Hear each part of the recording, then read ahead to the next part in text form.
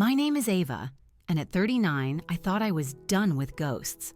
Standing here in my $20 million Beverly Hills estate, the CEO of a cybersecurity empire I clawed my way up to build, I froze.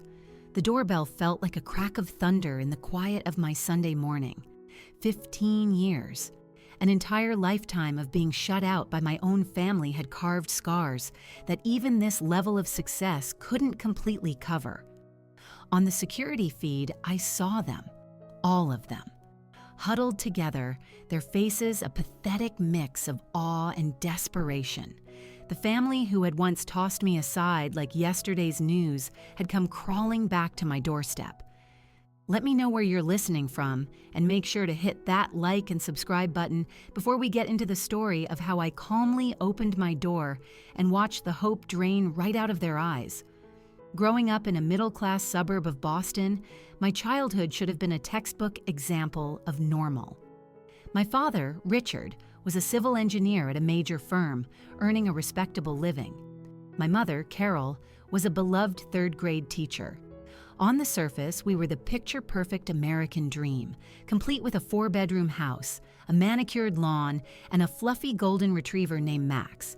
But pictures lie. I was the youngest of 3, and it was a position I never forgot. My brother Mark was 6 years my senior, the golden child who effortlessly succeeded at everything. He was the star quarterback, the scholarship winner, the straight-A student with a magnetic personality that pulled everyone into his orbit. My sister, Chloe, 4 years older than me, was the family's designated beauty. With her flawless blonde hair and a smile that could disarm anyone, she was a concert-level pianist and the president of the student council. And then there was me. The afterthought. From my earliest days, I could feel the invisible line that separated me from them. The air was different when they talked to me.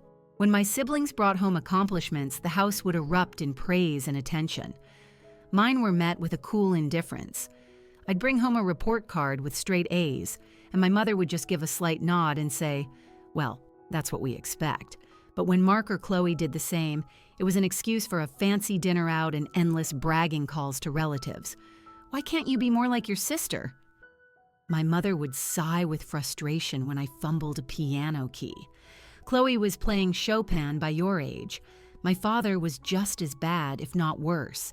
He was at every single one of Mark's football games, his voice hoarse from cheering in the stands, always ready with a story about his son's latest triumph for his buddies at the golf club. But in 6th grade, when I won first place in the district science fair, he suddenly had an urgent work commitment. "Science isn't exactly a spectator sport, Ava," he'd said, waving his hand dismissively. "Besides, I have a critical meeting I can't possibly move." I found out later he'd rescheduled that critical meeting to go watch Mark's team practice. My 11th birthday was the day the family hierarchy was chiseled in stone. Mom had promised me a small party at the house with a handful of my school friends. I'd been counting down the days, carefully crafting homemade invitations. I woke up that morning buzzing with excitement. "Ava, there's been a little change of plans," my mother announced at the breakfast table, not even looking up from her newspaper. "Mark has a playoff game today, and it's really important that we're all there to support him. We'll have to push your party." My heart just dropped. "But Mom, my friends are supposed to be here in a couple of hours. I can't just cancel on them." "Don't be so selfish," my father cut in, his voice sharp. "This is a huge day for your brother. Family comes first." That phrase, "family comes first," would echo in my head for years, a bitter reminder that it only ever seemed to apply when I wasn't the one who needed the family. The party was canceled without a second thought. I had to call each of my friends, my voice thick with tears I was trying to hold back, and explain that we'd have to do it some other time. Then I was dragged along to Mark's game, where I spent 3 miserable hours on cold metal bleachers, a forgotten ghost while my parents screamed for my brother and my sister chatted with her friends. No one wished me a happy birthday, not a single person. When we finally got home, there was no cake waiting, no pile of presents, just some cold leftover pizza from the impromptu celebration for Mark's team winning. I ate a slice alone in my room, the tears finally falling onto my paper plate. Chloe was perhaps the most inventive in her cruelty. When she was a teenager and I was still a kid, she mastered the art of psychological torment.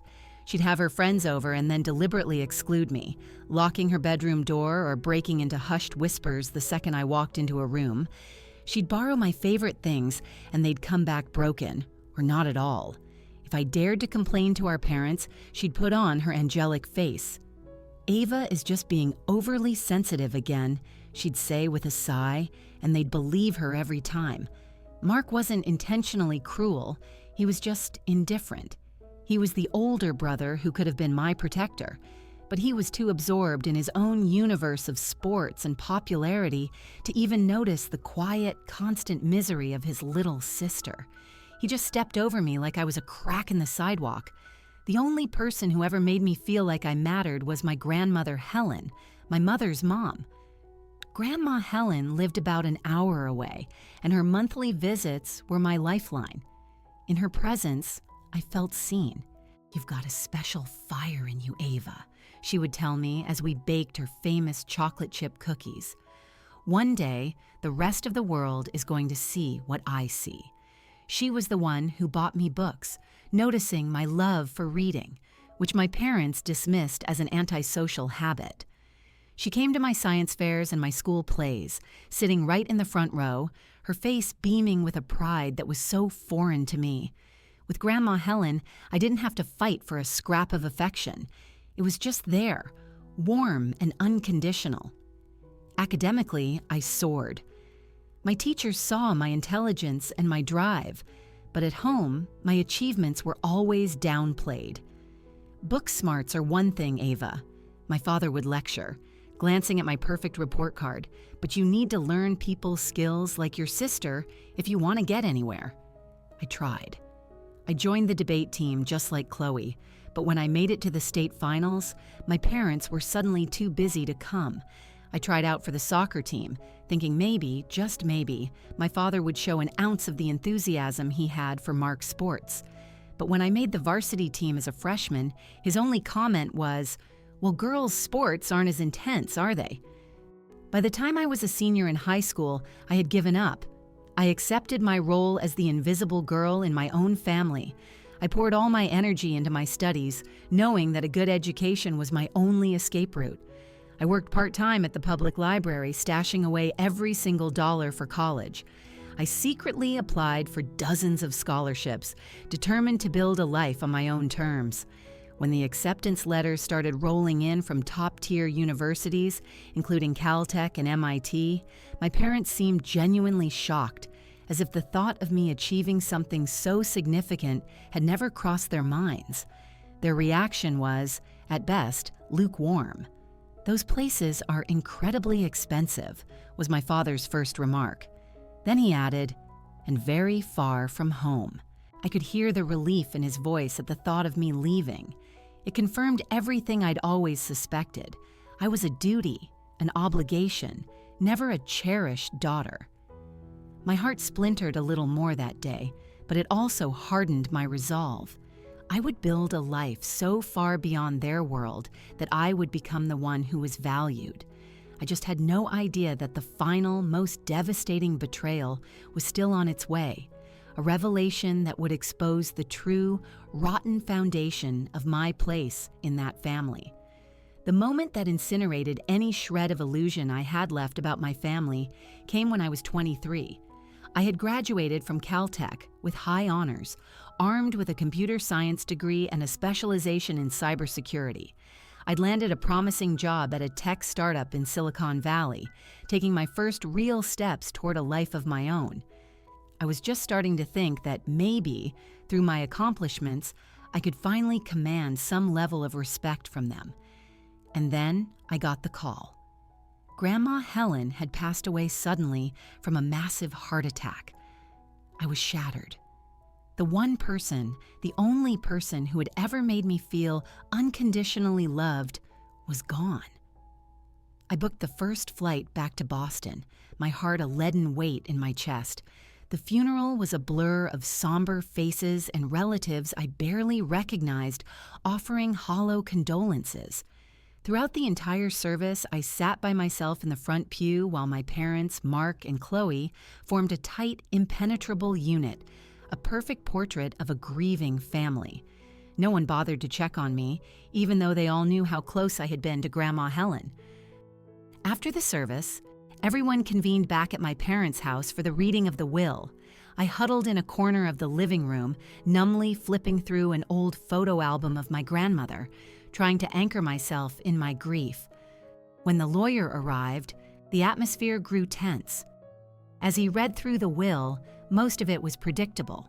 Grandma Helen's house went to my mother, her modest car to Mark, and her collection of antique jewelry to Chloe. Then came the part that changed everything. To my beloved granddaughter Ava, the lawyer read, his voice clear. I leave my grandmother's emerald ring and the sum of $7,000. You were always so special to me, and I know you will make me proud. The room went dead silent. Then my mother let out an audible scoff. $7,000 and that old ring. Is that it? I was floored by her reaction. I hadn't expected a thing and was profoundly moved by Grandma Helen's final, thoughtful gesture. The emerald ring was a cherished family heirloom passed down from my great-great-grandmother. Its sentimental value was priceless to me. My father's face was turning a blotchy, alarming shade of red. "This is an outrage," he sputtered. Helen always did play favorites with Ava for some godforsaken reason. For some reason? I heard myself echo, my voice shaking. Maybe because she was the only one in this entire family who ever showed me an ounce of real kindness. That was the spark that lit the fuse. Decades of buried resentment and unspoken truths came rushing to the surface. "You want to talk about kindness?" my father roared, slamming his hand on the dining table. "We took you in when you had nowhere else to go. We gave you a roof over your head, an education, opportunities other kids would kill for. And this is how you show your gratitude?" Confusion clouded my brain. "Took me in? What are you talking about?" My mother shot a panicked look at my father, but the dam had already broken. "You're not even our daughter," he spat, the words like venom. "We adopted you when you were 2 years old after your mother died. Your birth mother, Lisa, was Carol's college roommate, had you out of wedlock, no father on the scene, then got herself killed in a car crash. No other family wanted you. So we stepped up, out of the goodness of our hearts." The world tilted on its axis. Adopted? It couldn't be true. I looked at my mother, silently begging her to tell me he was lying. She just sighed, her shoulders slumping. "We were always going to tell you when you were older," she said softly, "but it just never seemed like the right time."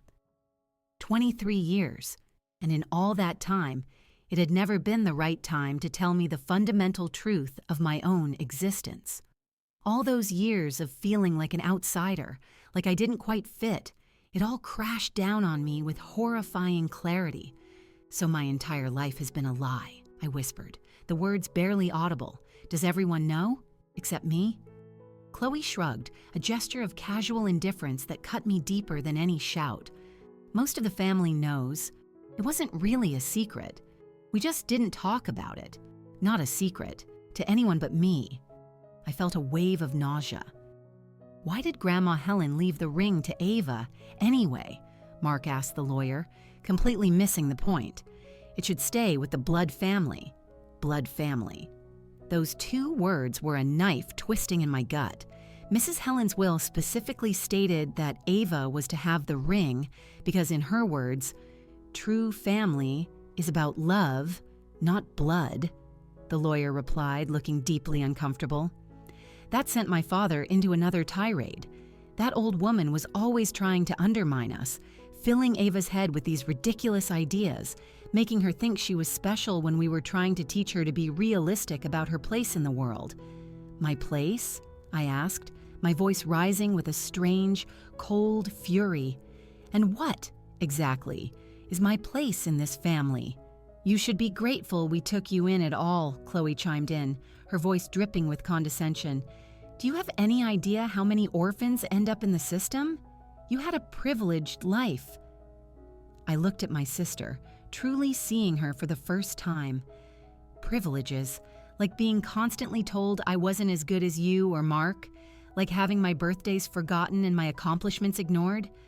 Those privileges? "See, this is exactly why we never told you," my mother said, her tone turning accusatory. "We knew you'd get emotional instead of thinking about this rationally.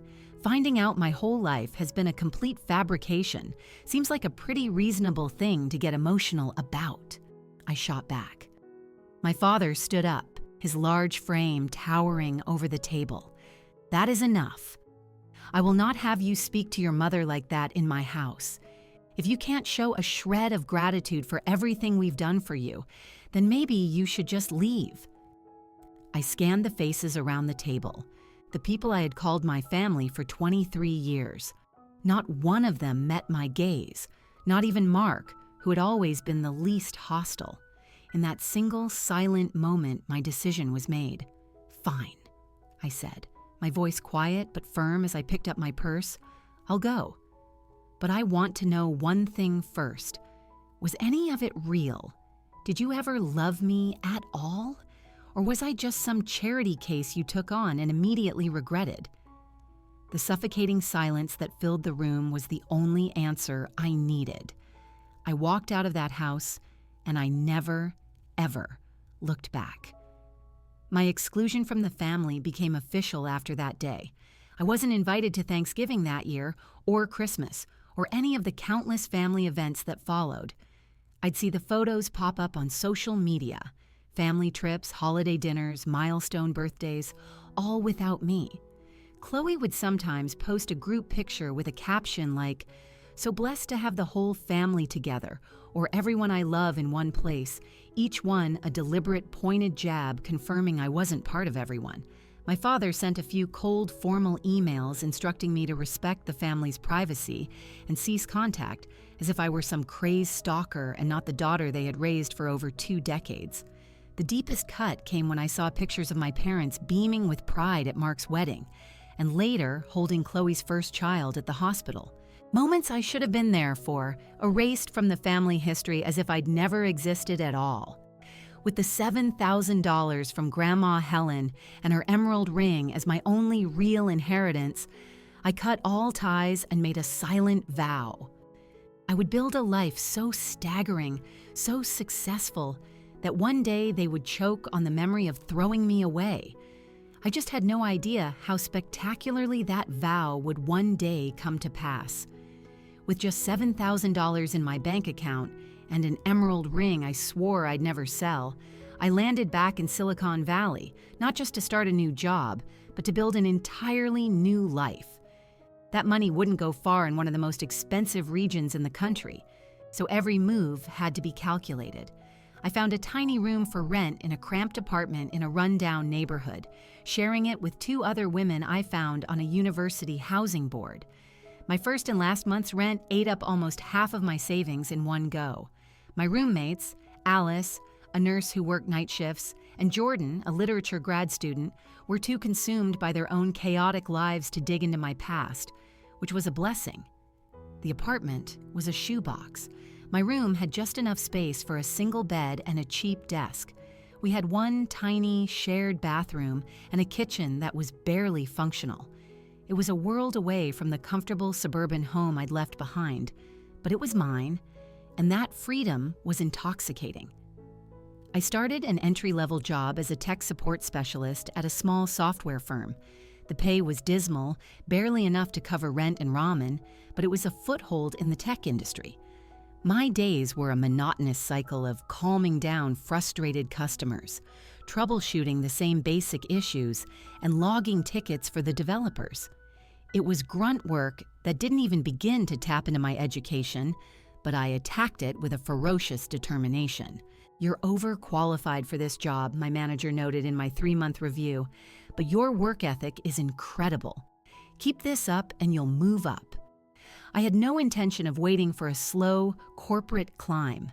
Every night after my shift, I'd come back to my tiny room and pour hours into teaching myself advanced programming languages and cutting-edge cybersecurity protocols.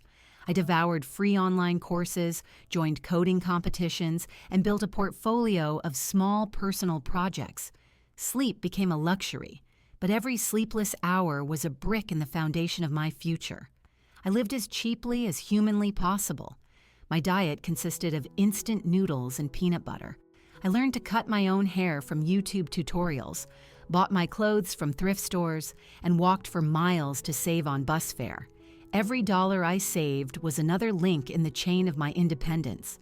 About 6 months in, I went to a free cybersecurity workshop at the local library. The speaker was a brilliant professor from Berkeley, Dr. Evelyn Reed, a leading expert in the field. I sat in the back, feverishly taking notes. When it ended and the crowd started to thin, I worked up the nerve to approach her with a highly specific question about an encryption method she'd mentioned. She looked at me, surprised by the depth of my query. "That's a very sharp observation," she said. "Most people wouldn't catch that detail. Are you in the industry?" I gave her the short version of my background, leaving out the messy family drama. There was a kindness in her eyes, an attentiveness that reminded me so much of Grandma Helen. "You have a real gift for this," she told me after we'd talked for nearly half an hour. "I'm hosting a hackathon at Berkeley next month. You should be there." That hackathon was the turning point. I joined a team of strangers, and together we uncovered a major security flaw in a widely used financial app. Our solution took third place, but more importantly, it got me noticed. Doctors, Reed became my unofficial mentor, guiding me toward new resources and inviting me to industry events. "You have a unique way of thinking," she told me one afternoon over coffee. "You see the weak points others miss because you don't follow the conventional path." With her encouragement, I started developing a radical new concept for data security, one based on behavioral biometrics instead of static passwords. The idea was promising, but I needed capital to build it. "You need to find investors, Doctor," Reed urged. "This idea could change everything." I knew nothing about venture capital. I spent weeks buried in research, crafting a business plan and rehearsing my pitch until I was sick of the sound of my own voice. Dr. Reed made a few introductions, but the response was tepid. "Interesting concept, but too risky," they all said. "Come back when you have a prototype." Then I met Ben Carter. He was an unassuming man I met at a tech mixer who presented himself as a digital privacy advocate. He listened to my pitch, asked a few sharp questions, and left. He showed up at another event a week later, asking more questions. After a few of these encounters, he finally revealed his true identity. He was an angel investor specializing in early-stage cybersecurity startups. "I've been testing you," he admitted with a grin, "seeing if you had real substance or just a good pitch. You're the real deal. Let's see that business plan." 2 weeks later, I had a check for $250,000. It was a fraction of what most startups get, but it was enough. I quit my tech support job and poured every waking moment into building my product. The development phase was brutal. I rented a tiny windowless office and worked 16-hour days, 7 days a week. I hit technical walls I hadn't foreseen, forcing me to learn new skills on the fly. There were moments of crushing doubt, nights when the code wouldn't compile and I felt like a complete fraud. In those darkest hours, I would hold Grandma Helen's emerald ring, the cold metal, a connection to the one person who had always believed in me. "You've got a special fire in you, Ava," I'd hear her say. The loneliness was an ache that never quite went away. I had acquaintances, but no real friends. The betrayal by my family had left me terrified of letting anyone get close enough to hurt me again. Some nights, I'd just cry from sheer exhaustion and the overwhelming weight of it all. But every morning, I'd wipe my tears, drink my coffee, and get back to the code, my resolve hardening with every obstacle I overcame. After 8 grueling months, I had a working prototype. It was clunky, but it proved the concept. Ben arranged a demo for a group of major venture capitalists. This time, their jaws were on the floor. This behavioral authentication model is revolutionary, one of them said. That demo secured a multi-million-dollar round of funding. It was enough to hire a small team and move into a real office. Aegis Dynamics was officially born. It was the first brick in the empire that would one day make my family sick with regret. The launch of Aegis Dynamics' first commercial product went beyond my wildest dreams. Our behavioral authentication software was featured in major tech journals, with one calling it a paradigm shift in an era of digital vulnerability. Within 6 months, we had licensing deals with several Fortune 500 companies eager to integrate our technology. As the company exploded, so did my confidence. We went from a tiny office to an entire floor in a downtown high-rise. My team grew from 3 to 30, then to over 100 within 2 years. I handpicked every employee, looking not just for skill, but for passion and integrity. I wasn't just building a company, I was building the supportive, respectful family I never had. You've created something incredible here, Ava. Evelyn, who had become a close friend, remarked during a visit. And I don't just mean the software. She was right. The culture at Aegis Dynamics was built on mutual respect and celebrating every success, big or small. No one was ever made to feel invisible. Our next product, a secure communications platform, attracted the attention of government agencies and global corporations worried about cyber espionage. The massive contracts that followed rocketed our valuation, past the $100 million mark just 3 years after our founding. With financial success came a drastic change in my personal life. I moved from my cramped shared apartment into a sleek penthouse overlooking the city. I traded my thrift store wardrobe for custom-tailored suits, not out of vanity, but because I learned that in the cutthroat world of business, appearance is a form of armor. I swapped my clunky old laptop for top-of-the-line tech and my bus pass for a new Porsche. But for all the material upgrades, there was a persistent hollowness inside me. I'd come home to my stunning, silent penthouse with its priceless art and panoramic views, and the loneliness was deafening. Success was a cold bedfellow. On the 5th anniversary of our founding, we closed our biggest deal yet, a $250 million contract to overhaul the entire security network for a consortium of international banks. The celebration at the office was electric, but after the champagne was gone and everyone went home to their loved ones, I went back to my empty penthouse alone. As I sat on my balcony, I found myself doing the one thing I tried not to do, scrolling through social media. And there it was, a new post from Chloe, a family photo at a lakeside cabin. Annual Harrison family tradition, the caption read. So blessed to have everyone together. Everyone, except me. I slammed the laptop shut. That was it. If I couldn't have the family I was born into, I would build a fortress of a life so magnificent that their absence would become irrelevant. The next day, I started looking for a permanent home. After weeks of searching, I found it. A sprawling $20 million estate in Beverly Hills. It had a main house with 8 bedrooms, a guest house, a resort-style pool, and acres of immaculate gardens. Are you sure about this? My financial advisor asked nervously. It's an enormous property for one person. I'm sure, I replied. This isn't just a house. It's a statement. I spent the next year renovating it to my exact tastes. The formal living room became a 2-story personal library, a childhood dream fulfilled. One entire wing was converted into a state-of-the-art home office and lab. The crown jewel was the garden. I hired a world-renowned landscape architect to create a lush, English-style garden with winding stone paths and hidden nooks. In a quiet, secluded corner, surrounded by her favorite roses, I placed a simple stone bench with a small plaque for Grandma Helen. As Aegis Dynamics continued to grow, now a global entity with over 500 employees, I made a conscious effort to find balance. I joined the boards of several charities, focusing on organizations that supported foster children and orphans. I started a scholarship fund for underprivileged computer science students. I began mentoring young women in tech, determined to help them overcome the barriers I had faced. Through this work, I slowly began to build a circle of real friends. There was Ben, my first investor, who was now a trusted confidant.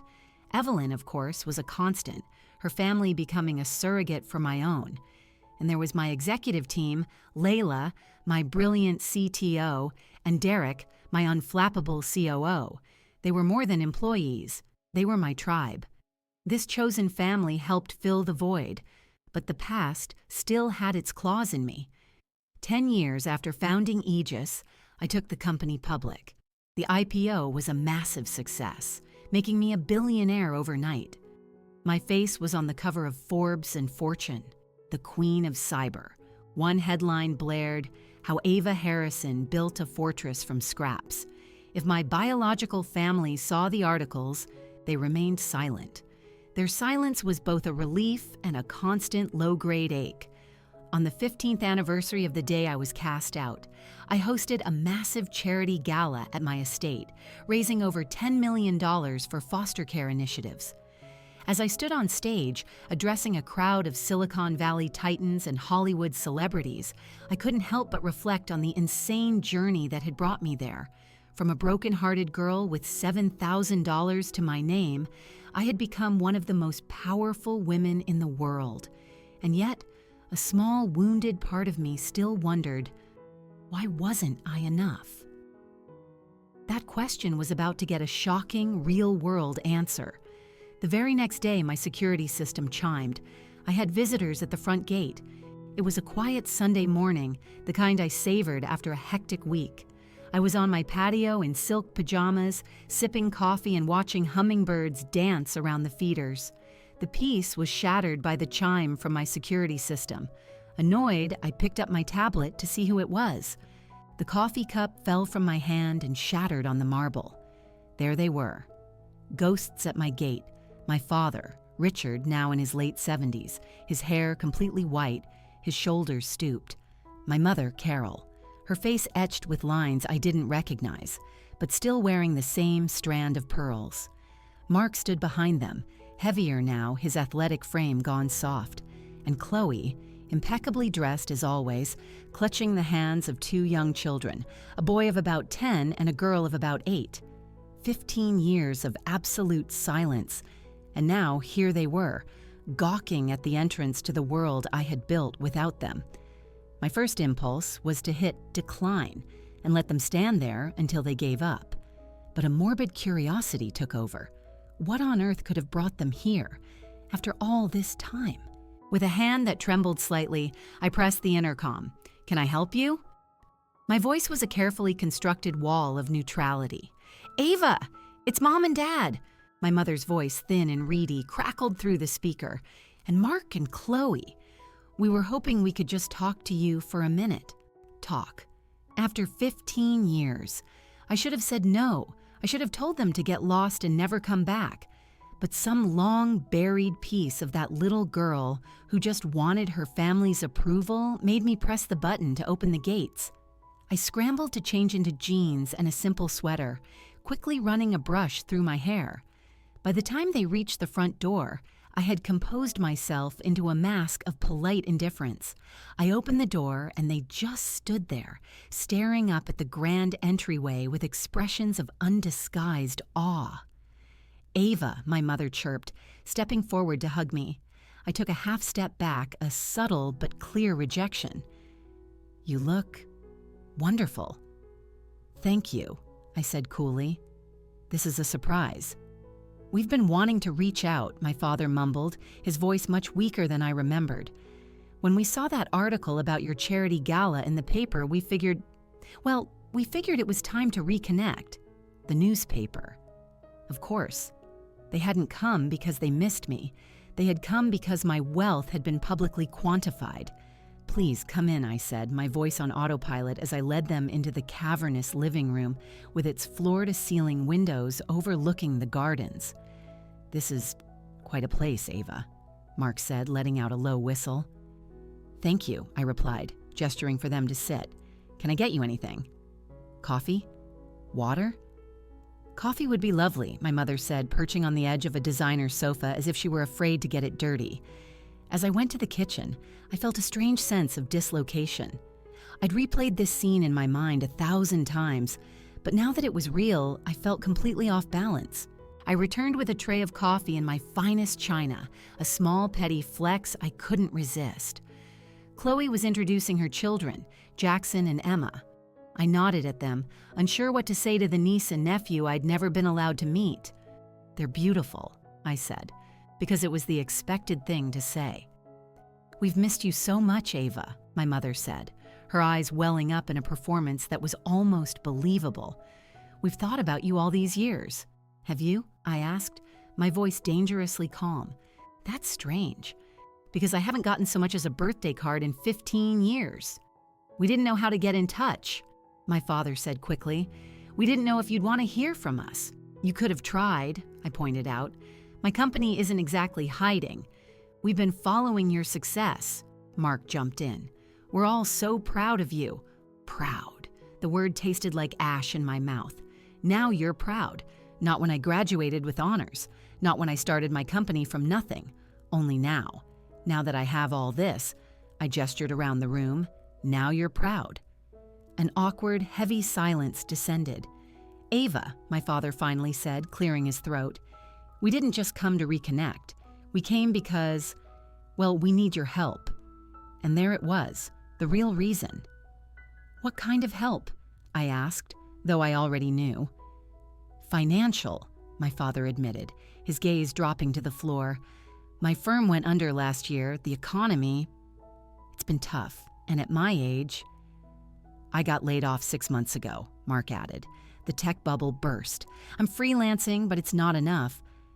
"And I'm going through a divorce," Chloe said, her voice dropping to a theatrical whisper. "He left me for his assistant. The legal fees are bankrupting me." I just looked at them, one by one. The people who had thrown me out when I had nothing, now here with their hands out because I had everything. The sheer nerve of it was staggering. "We were thinking," my father went on, mistaking my silence for contemplation, "that maybe you could help us get back on our feet. A loan, say $3 million to restart the family business, something we could all be a part of." "The whole family," I repeated, the words feeling foreign. "Yes," my mother said, her eyes lighting up. "You could be a silent partner, of course, and it would help secure a future for your niece and nephew." She gestured toward the kids, a transparently manipulative move. "And maybe," my father added, "you could consider allocating some shares of your company to a new family trust. You know, keep it all in the family." The nausea was overwhelming. They wanted a piece of my company. The company I had bled for, built with my own 2 hands, after they had told me I wasn't family at all. "I see," was all I said, my mind already spinning, formulating a response they would never, ever forget. I stood up, a deliberate, calm motion that drew all their eyes. I needed a moment to gather myself. "Please, make yourselves at home," I said, my voice smooth as glass. "The coffee is a single-origin blend from a small farm in Guatemala. I visited them last year to source it myself." The casual mention of my international travels, of a life so far beyond their comprehension, landed exactly as I'd intended. I saw my father's eyes flicker, doing a new calculation of my net worth. Chloe looked around the room again, her expression shifting from awe to naked appraisal. I walked over to a large, ornate cabinet in the corner of the room. "You know, you're right," I said, my back to them as I unlocked it. "It's been too long. We have so much to catch up on." I turned around, holding a large, leather-bound scrapbook. Since I wasn't invited to any family gatherings for the last 15 years, I had to keep up on social media. I made a little album. Their smiles faltered. I opened it to the first page. It was a screenshot of a Facebook post from just 3 months after they'd kicked me out, a photo of Thanksgiving dinner. The caption read, "So grateful for the whole family today." "This was right after you told me to never contact you again," I said conversationally. "It looks like everyone was there. Uncle Bill, Aunt Susan, even Cousin Michael flew in from Seattle." I turned the page. Ah, Christmas, same year. Nothing better than having everyone you love under one roof for the holidays. Is that my old ornament on the tree, Mom? Or did you throw those out with the rest of my things? Page after page, I walked them through a curated history of their lives without me. Birthdays, anniversaries, weddings, the births of Chloe's children, all documented with cheerful captions about their complete family. "Why do you have this?" Chloe asked, her voice strained. "Know your adversary," I replied with a thin smile. "It's a fundamental principle of security, Dad. You taught me that, ironically. Always know who and what you're dealing with." I closed the scrapbook and picked up my laptop. Now, for more recent history. I turned the screen toward them, displaying an email from my father dated 12 years prior. I read it aloud. "Ava, I must insist you cease these attempts to contact the family. Your mother was very upset by the Christmas card. We have moved on, and we expect you to respect our privacy. Sincerely, Richard Harrison." I looked up.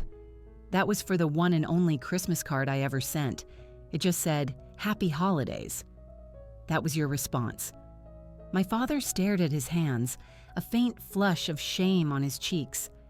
"And this," I continued, clicking to an email chain between Chloe and one of her friends she'd accidentally CC'd me on.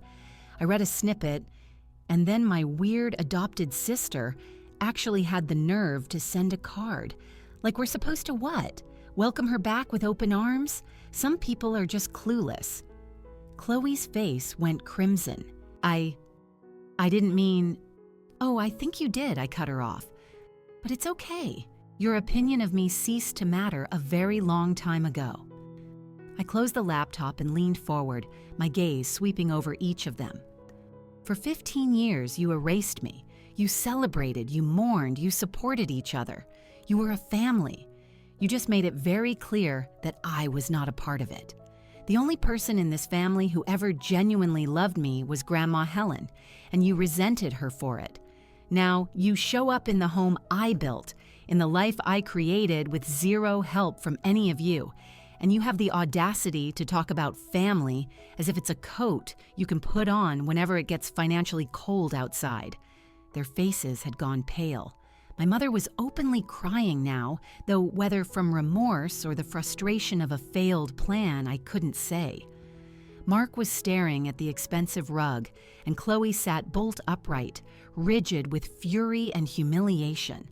"So let me be perfectly, unequivocally clear," I said, my voice low and steady. "I do not need a family that only materializes when they see dollar signs. I do not need parents who only feel pride when my success is featured in a magazine. And I do not need siblings who mock me in private and then show up asking for a handout." I softened my tone slightly, my gaze shifting to the two children who were watching this whole disaster unfold with wide, confused eyes. "That being said," I continued, "I don't believe in punishing children for the mistakes of their parents." I looked directly at my niece and nephew, Jackson, Emma. "I'm your Aunt Ava. We've never met, and that is not your fault. I would like to get to know you if that's something you'd like." They looked uncertainly at their mother. I turned my attention back to the adults. "I will not be giving you $3 million to resurrect a failed business, and I will not be giving you a single share of the company I bled for. However, I pause for effect. Letting the word hang in the air, I will establish 2 separate, irrevocable educational trusts, one for Jackson and one for Emma. They will be fully funded through their university and postgraduate studies." Chloe's expression was a tangled mess of relief, disappointment, and wounded pride. "We don't need your charity," she started to say. "It's not charity," I interrupted. "It's an investment in the only 2 innocent people in this room. The funds will be managed by my financial team. You will have no access to them whatsoever." I stood up, signaling the end of the meeting. "That is my offer. Take it or leave it." My father got to his feet, his face red with that old familiar anger. "After everything we did for you." "What exactly did you do for me?" I asked, my voice dangerously quiet. "Remind me. We gave you a home when you had none." He sputtered. We fed you, clothed you, sent you to the best schools. You fulfilled the minimum legal requirements of guardianship, I corrected him. And you made sure I knew, every single day, that it was a burden, not a choice made from love. And the second I was old enough to be legally discarded, you did. My mother stood, tears streaming down her face. Ava, please. We made mistakes. We're so sorry. Are you sorry for what you did? I asked. Or are you just sorry I became successful without you and you didn't get a piece of it? Because those are two very different things. She had no answer. I think it's time for you all to go, I said, my voice gentle but unbreakable. My office will be in touch regarding the trusts for the children, should you choose to accept. Otherwise, I wish you well. I walked them to the door, a silent, surreal procession. As they stepped out into the California sun, Chloe turned back, her expression uncharacteristically soft. For what it's worth, she said quietly, I am proud of you. I really am. Too little, far too late. But I gave a small nod. Take care of your children, Chloe, I said. They deserve better. I closed the heavy oak door on my past and leaned against it, the strength finally leaving my legs. The tears came then, not of sadness, but of pure, unadulterated release. I had faced the ghosts, and I had won. Not by being cruel, but by refusing to let them write my story any longer. I pulled out my phone and dialed the one person I knew would understand. Evelyn, it's Ava. Can you come over? My family just left, and I need a friend. As I waited for her to arrive, I looked around at the magnificent home I had built, at the life I had forged from the ashes of their rejection. For the first time, I felt certain that Grandma Helen would be proud, not just of my success, but of the woman who had found the strength to finally, completely, stand up for herself. Evelyn arrived in under 30 minutes, a testament to the kind of friendship I valued most, unconditional and immediate. She found me on Grandma Helen's bench in the garden, twisting the emerald ring on my finger. Hey, she said softly, sitting next to me. That sounded like a rough one. I let out a weak smile. You have no idea. I told her everything, from the moment the doorbell rang to the moment I closed it behind them. She listened, her expression mirroring the storm of emotions I was feeling. $3 million in company shares? She repeated when I was done, a look of disbelief on her face. The sheer audacity is almost admirable. That finally broke the tension, and a real laugh escaped me. Right? 15 years of nothing, and they just show up with a shopping list.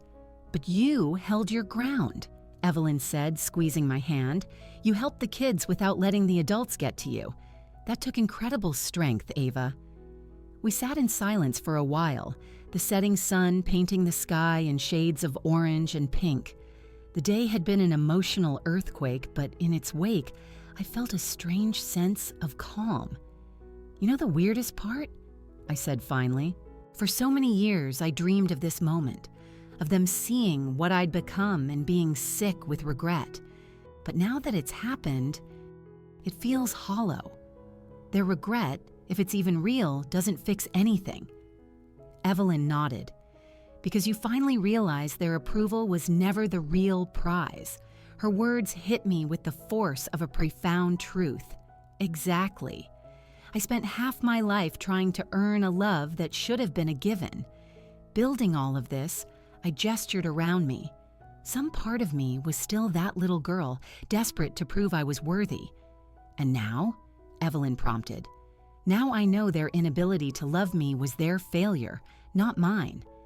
And no amount of success could ever fix what was broken inside of them. In the weeks that followed, I felt a fundamental shift inside me, the last lingering fantasy that my biological family might one day see, the light, had finally been extinguished, and in its place was freedom. A week after their visit, I made a call to my legal team. I established the Helen Grace Foundation, a nonprofit dedicated to supporting children in the foster care system. with a special focus on kids who had been rejected or mistreated by their adoptive families. It would provide not just financial aid, but mentorship, mental health resources, and legal support. I seeded it with an initial $50 million. My old roommate, Jordan, now a professor at UCLA, was moved to tears when I told her about the foundation's mission. "I never knew Ava," she said. "All those years, I had no idea. It's not pity to let people care about you, Ava," she told me gently. "It's connection. And I think you've been denying yourself that for far too long." She was right. I had built walls to protect myself, but those same walls had kept out the good stuff, too. My success was real, but it couldn't substitute for genuine human connection. True to my word, I had my office set up the education funds for Jackson and Emma. Chloe sent a stiff, formal email of thanks. It wasn't a reconciliation, but it was a bridge to the next generation, a chance to break a toxic cycle. 3 months later, I did something I never thought I would. I joined a support group for adults with family estrangement.